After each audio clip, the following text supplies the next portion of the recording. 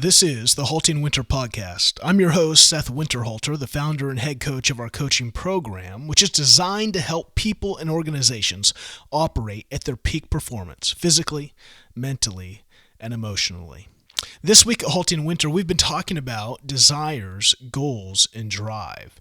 You can read the blogs at the links in the show notes, and you can listen to the first podcast, episode 4, which I gave a general overview of those three topics. Again, desires, goals, and drives. Today, I want to use an illustration, a picture, to help you understand the importance of your desires so that when you set goals, you set the right goals.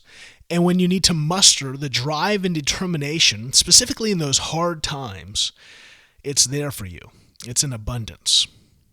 This is the HaltingWinter Podcast, and this is episode 5, Solving Life's Puzzle. Your life is like a puzzle. Now, how many of you remember putting together puzzles when you were kids, right? You start with the 26-piece puzzle.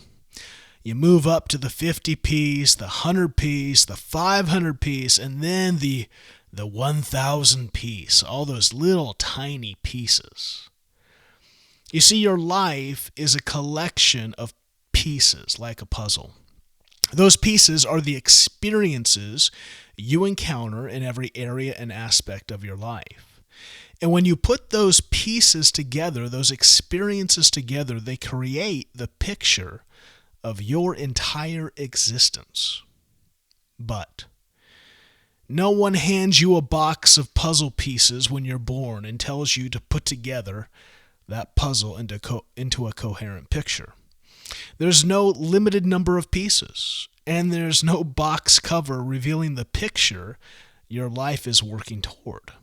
Instead, there's a giant bowl filled with a plethora of puzzle pieces. A plethora, you say?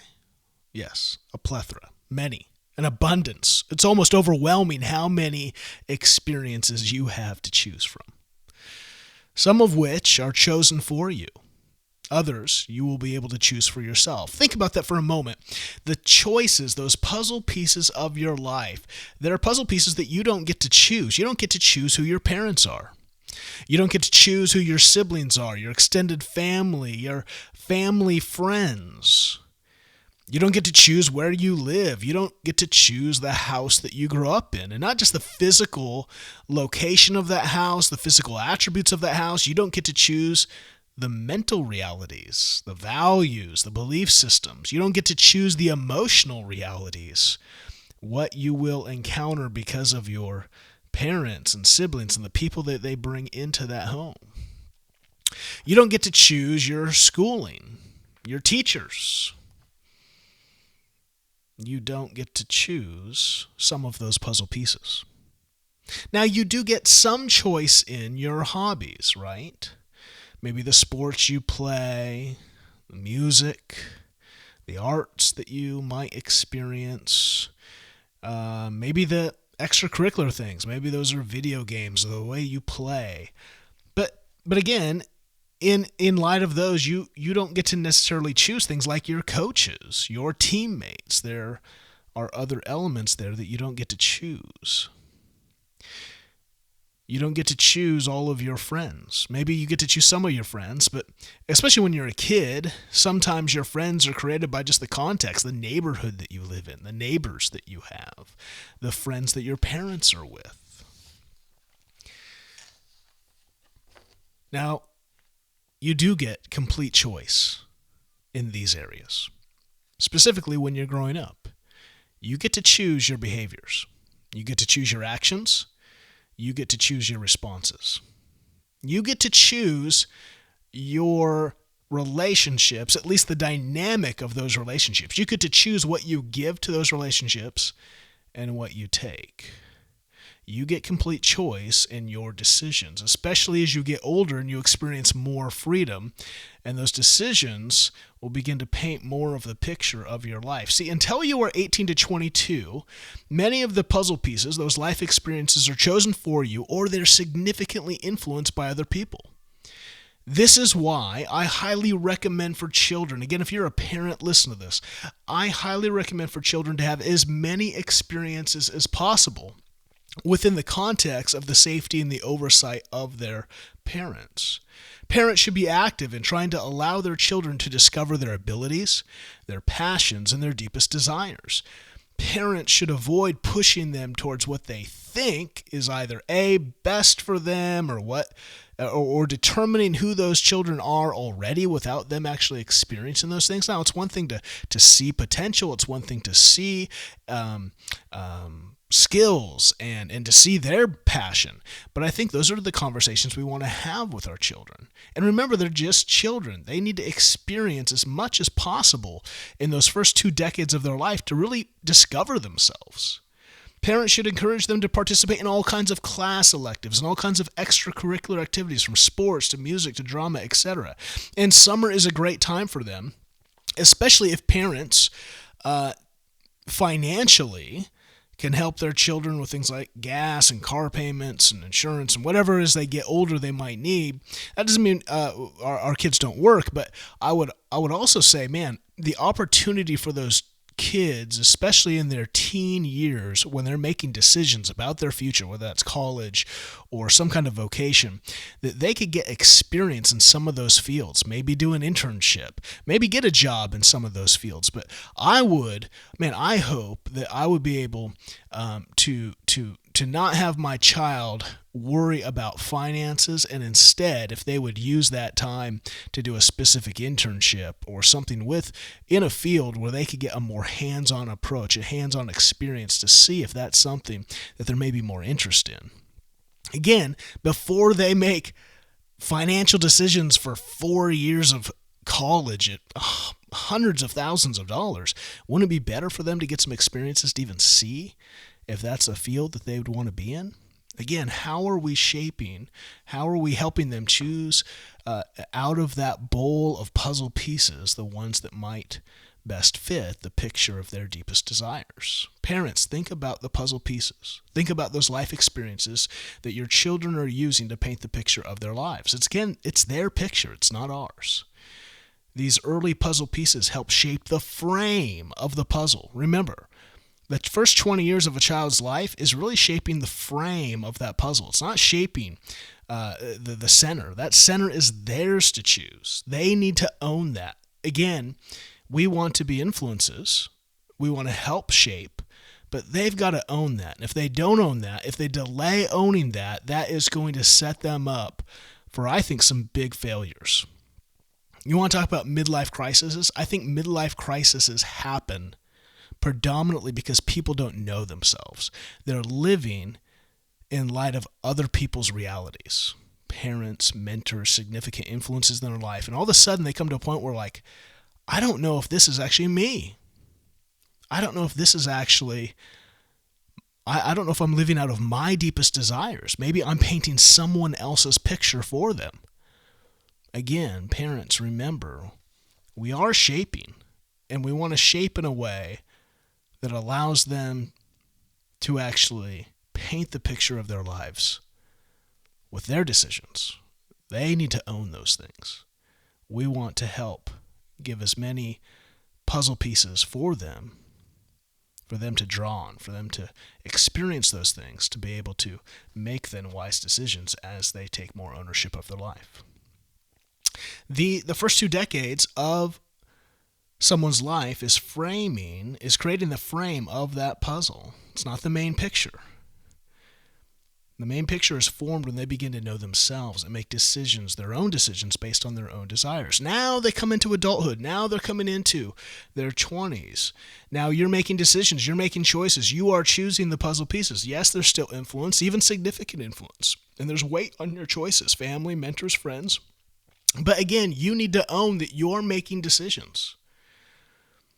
This is why earlier you start taking seriously this concept. That's why what I mean to say is, the earlier you take ownership of this reality, right? This illustration of, if my life is painting a picture, I need to take ownership that I'm making choices. I'm not going to default and say, well, I was influenced. No. Yes, be influenced, but also own the reality of that influence and say, is this my decision though? The earlier you can do this, the better your picture is going to become, the more vivid it's going to become, because you're going to own it. And that doesn't mean that the decisions you make in your 20s have to be the same decisions in your 40s. Again, things change, they adapt, they evolve. But the younger you understand that the decisions you make are painting the picture of your life, then you're going to be able to think about it. You're going to be able to dream about the picture of your life. You're going to be able to think about those deepest desires. What are your deepest desires? You're going to ask yourself, why? Why do I desire that? What do I think that thing will do for me? What will it do for me emotionally? What will it do for me mentally? What will it do for me physically? You're going to be able to think about your relationships. What are those friendships? Well, why do I have friendships? What do I want them to mean for me? What do I want to experience in them? What do I want to give to them? And what do I want to receive from them? A spouse, all of a sudden, you're not just attracted to the hottest or the richest or whatever, these things that will fade, these things that are fickle. Instead, you're looking for a partner. You're looking for someone who you know who you are, and you're going to be able to find someone who aligns with that.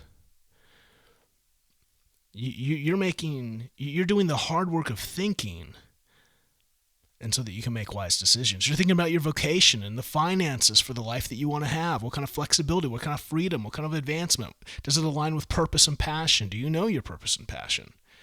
You're going to think about hobbies. What kind of fun do you want to have? What does relaxation look like for you? What do adventures and experiences, what do those look like? Because what you don't want to do is go, man, I really like these kind of adventures. I really want these experiences. This is how I rejuvenate myself. And then you put in your life friends and a spouse who doesn't connect with that at all. That doesn't sound healthy. That doesn't sound like it's going to paint a vivid picture of your life. You want to think about these things. You want to think about tangible things, like what kind of home do you want? What does that home do for you? What does that home mean to you? What are the vehicles that you drive? Why do you choose those? What kind of lifestyle? How much, what kind of food do you eat? Do you cook? Do you eat out? Why? Well, maybe there's convenience there. Maybe there's all kinds of things. Location, where do you live? Why? Do you live there because of your job and that's the primary focus? Do you live there because being close to your family is the primary focus? All kinds of things. Again, there's not just one deep desire that you're aiming for. There's a variety of deep desires that you'll have that you have to create harmony in them, right? It's, again, the puzzle pieces you have to sand off those edges and make them fit together. And some of them will be more important than others. That's why we prioritize. In your 20s, you need to be thinking about the picture your choices and experiences are painting for your life. Now hear this. Some of you have had some bad pieces chosen for you. You've experienced some bad things, hard things that have wounded you, scarred you, shaped you into ways that are not healthy. And can I just encourage you, if you're in your 20s, now is the time to work through those. You need to get a coach, a counselor, maybe some therapy. You need to start unpacking that, because if you take that into your 30s, you take that into your 40s, you're just setting up more of your life for a bigger explosion. So I want to encourage you, if you're in your 20s, take that seriously, because it's there. It's just suppressed. And if you're in your 30s, 40s, 50s, 60s, and you still haven't dealt with it, deal with it. Don't tell yourself, well, I'm too old now, I'm just going to... No, it's impacting you. It's holding you back from experiencing the vividness of life that is in store for you. So work through those things. And if you're in your 20s, again, don't rush into making the most impactful decisions. Don't rush. That doesn't mean you can't choose. You're going to need to make some choices, but don't feel a pressure to rush. Meaning, education. If you're a junior at a 4-year undergraduate college, don't feel a pressure to finish. Why? Well, if I don't get a degree, I'm not going to get a job. Maybe. It just depends on what kind of job you want. But do you know how many people have 4-year degrees and don't use them? And do you know how many companies don't care? They care about results. It's a whole new world with digital marketing and design and videography and all kinds of work that no one cares where you went to school. They care about what you do. They care about performance. And so you have to ask yourself, is you have that experience. Again, college is not a bad place to have experiences. It's an expensive place to have experiences. But if it's not aligning to your deepest desire, stop. You're just putting yourself in debt and wasting time doing something that's taking you off course. If you're in a master's degree, I have 2 completed master's degrees and 2 other master's degrees that I started and stopped. My first one, I started a master's degree in choral conducting, and almost halfway through it, I said, this isn't what I want to do. I do not want to. I went to a concert, and I thought that the conductor I worked with, the choral conductor, was going to be conducting the concert, and instead, the orchestra conductor conducted the concert. And I said, what's going on? And he said, yeah, well, when the orchestra plays, usually the choir conductor doesn't conduct those. The orchestra conductor does, because the orchestra, as you know, it's harder to conduct than the choir. And I said, well, I want to be conducting. I want to do the performance. I don't want to just come on the stage and take a bow as someone who prepared the choir. Like, I want that experience. I want to be conducting, not just rehearsing, not just practicing. And so I said, no. And so I changed. I went to New York, Bard Conservatory of Music, and got a master's degree in orchestral conducting, because I knew what I wanted. I wanted the stage. I wanted the performance. And I just, a couple years ago, over 3/4 away with another master's degree, and I stopped. COVID happened. Classes went online. I did not want an online experience. I wanted it in person, in class, experience with some specific classes, and I didn't get that. And so I just knew I'm not going to pay for things that I don't want. If it's not going to align, like, I don't need degrees. You don't need degrees. What you need is what those degrees or what those classes give you. And it's okay. It's okay to take some classes and not get a degree. Like, don't be fooled and don't be influenced by what society, or what, I don't even know if society is saying that. Probably the colleges are, because they want your money. But you don't need a degree. You can just go take classes.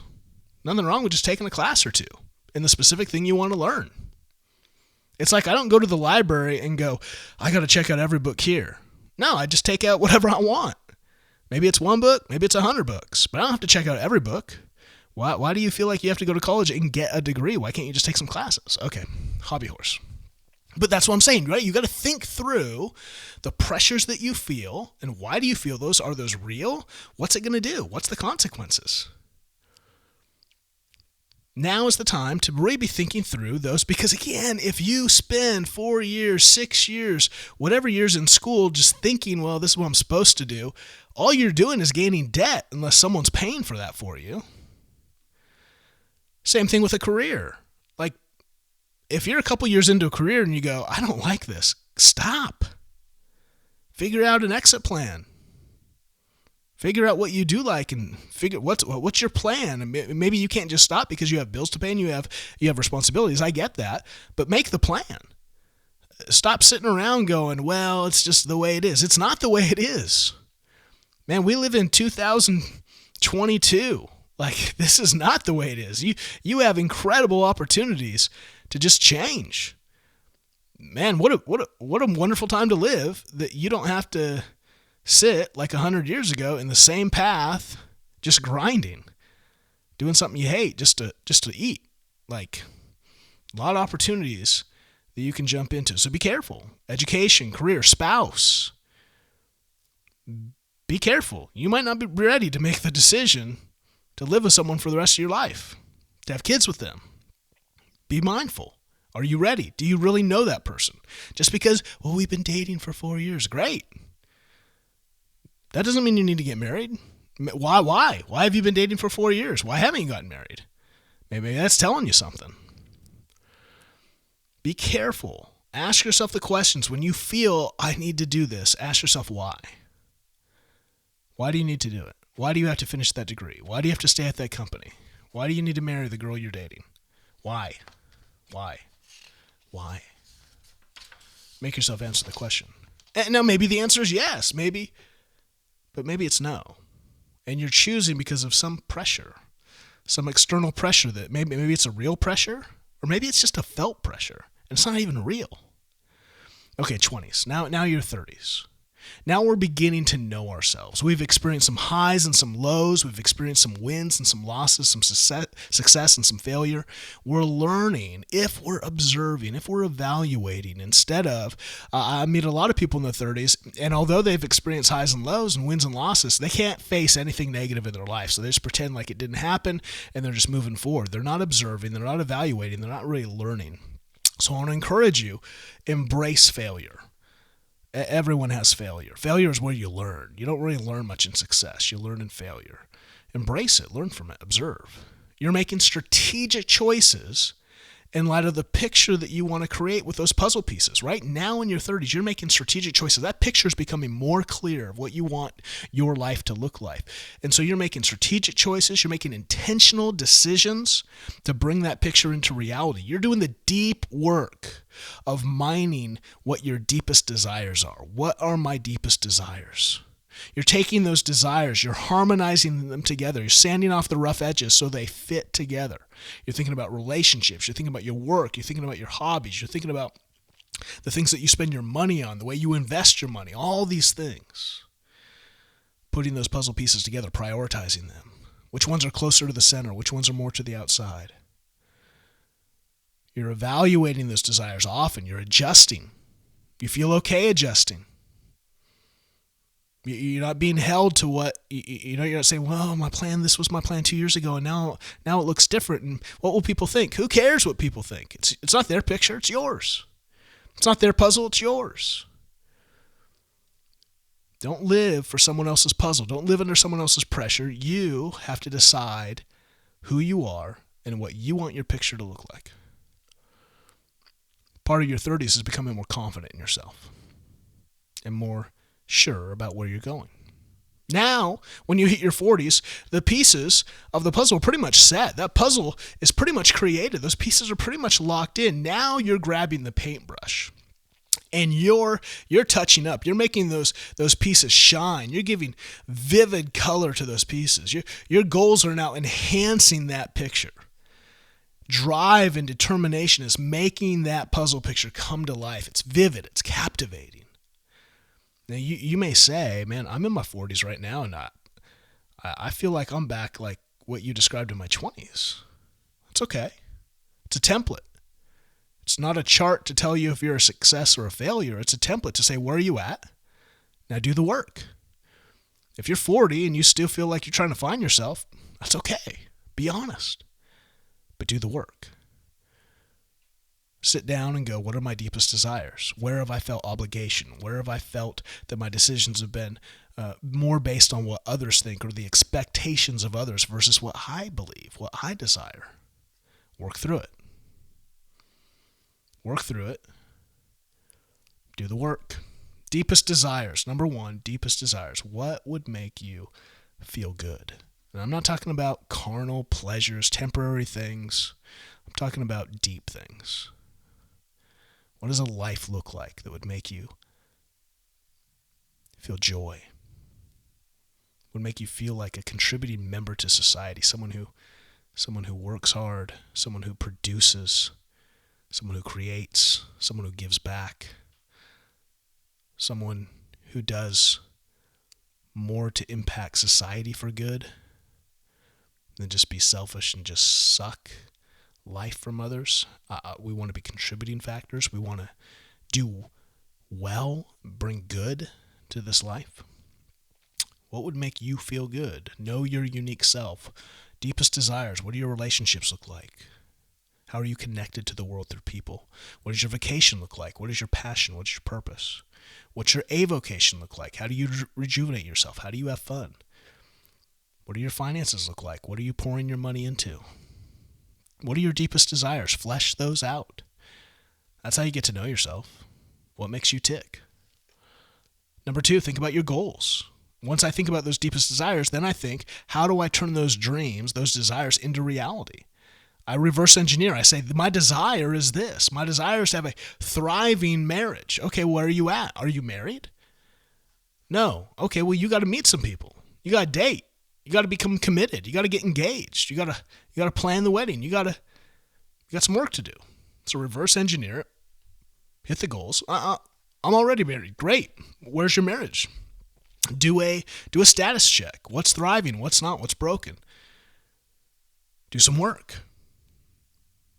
Set some goals.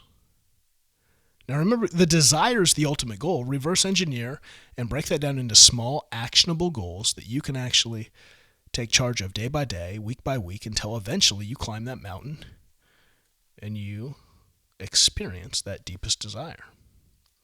Number 1, deepest desires, get to know them. Number 2, goals, set goals that bring your deepest desires from dreams into reality. Number 3, drive. Your desires and your goals,